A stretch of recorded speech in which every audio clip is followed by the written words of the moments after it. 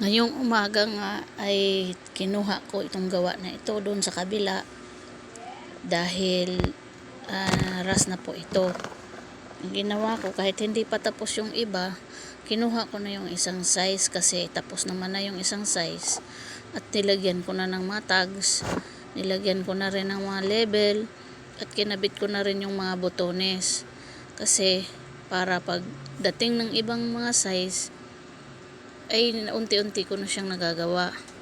Kasi lahat ng ginagawa ko, kapag hindi ko unti-untiin, syempre magbabayad ako sa iba. Magbabayad ako ng magko-close ng botones. Magbabayad ako ng magti-trim. Ang daming dapat babayaran kung tutusin.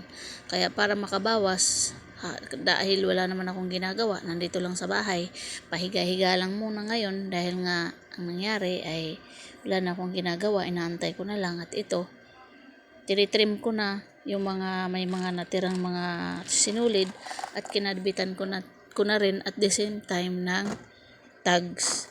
At yung ibang butones ay kinabit ko na rin at fina-flat ko siyang maigi kasi ipaplansya pa to. Pag hindi mo na plansya, sigurado kukulubot siya.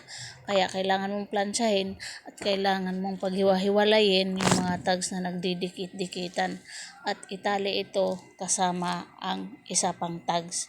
Bali, dalawa na. Kaya ito, nagawa ko na at pagka may dumating pa na isang gawa, ayun, yun pa rin ang gagawin ko. Kasi pag tinupi ito ng mga magtutupi na naman, mabilis lang siyang magtupi.